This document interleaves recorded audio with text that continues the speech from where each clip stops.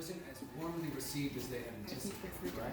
That's true, actually. I think people were not sure because Hammer obviously was known for the wonderful costumes and the old-fashionedness of it and the whole style of it, really. And suddenly you had this new thing that came along, Dracula 1872, and people, I think, maybe they didn't give it a chance. You know, I think they didn't give it a chance in the beginning, and they sort of poo-pooed it and thought, no, it's not going to do it because it's not like the thing we're used to. But subsequently, it's really, really gained legs. You know, people have really got to like it and listen to the soundtrack. So, and it has echoes of the little bit of the 60s, but very much of the 70s vibe. And I mean, I stand by the film. I think it's a really, really good film. There's some great actors, obviously Chris, and Peter, and Christopher Neame, Stephanie Beacham, who just got off the Lighthouse. Yes, Stephanie Beacham. Just off the Lighthouse. Have you worked with Mark Brando? Michael Winner. And Michael Winner. That's another story. Do you have a Michael Winner story? Not really. Well, no. Oh, come on. I know we're not here for Michael Winner stories, but It's not a lot of a story, but I was asked to go out by my agent for The Wicked Lady. okay. For a part in The Wicked Lady. With Faye Dunaway. Faye Dunaway was the star, Mhm. and he wanted to see me, so I went along to his very opulent house, right next door to Ray Harryhausen, right next door to Ray's house. Yeah, right there. And I met him, and he seemed all right in the beginning. And he said, nothing really untoward. It was just, I just, anyway. So then he talked to me about it. He said, I'd like you for this part. And I said, that sounds interesting. It's a great cast. And then he said, well, of course you have to be naked in the film. And I just looked at him and I said, what? You know, what is the part? What is the part about? He said, no, we need you naked. He said, Faisy is naked. Faisy is naked, you have to be naked. I said, well, I'll think on that, but thank you. Very nice to meet you. And I just, you know, it was just That's the a way. very good Michael Winner story.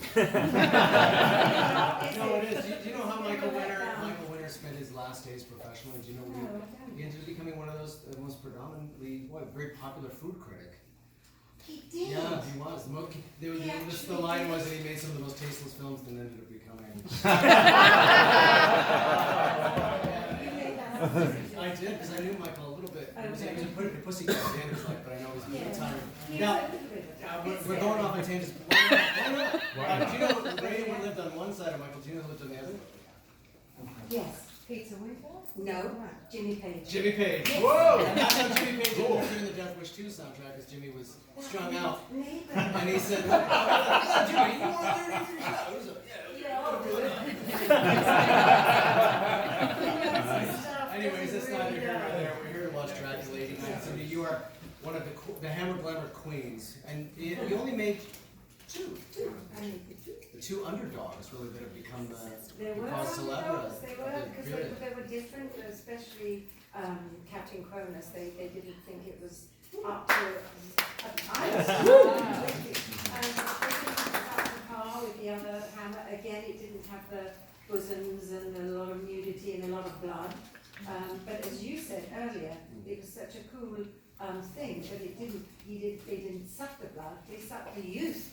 And that was so clever, Brian Clemens, to have done that. It really made the difference, and I think it's a lovely film. Now, very quickly, how does one become a contract player for Hammer Pictures? I have no idea. I have no idea. I mean, it's really weird, isn't it, that? I mean, it's very strange. But yes, they asked me, it was Sir James Carreras, had seen these big old posters, these big, a lot of you have heard this before, but big billboards I used to do for men's dark rum, called Lamb's Navy Rum. And he'd seen the posters. He used to travel up and down to Brighton by the seaside on the train. And he'd seen them and he said, apparently he said, I want that girl in my office. I want to see her, I want to see her now. So, and then, I was found, and I went there, and it was very charming. I mean, they were all wonderful at Hammer, actually. The people that the officials that worked there, and the crews were incredible. So yes, I went and they offered me a contract, which I thought, well, why not? You know, I'm not doing much else. Because I'm in love with it, and I got to do the 2 films, so yes, yeah. And like we were saying too, I mean, it really is, although poo-pooed, as you say in this time, Yeah. it works as a double period piece now, doesn't it? We do have I Victorian, and think we it do have does. this era that no longer exists except in this kind of sadly. artificial dream world. Yeah, sadly. So, just a reminder, we are screening one of my personal prints from my collection. 16 of them. If any of you have never seen 16 film being film. projected, like the old classic. Old school, and I love the projector. The projector makes almost like a white noise purr. Take you a few minutes to become accustomed to, but then it'll become this kind of relaxing, sensual analog experience.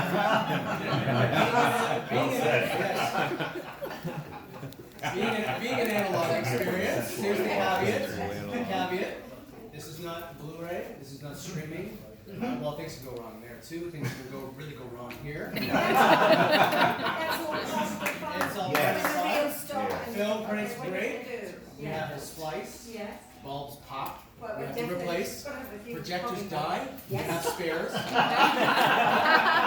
So although we only plan for one intermission, there may be more. But I should tell you too, reel 1 is very short, it's about 15 minutes, and then I'm going to quickly flip to reel 2. So the entire first act of Dracula AD 1972 tonight will be about 1 hour.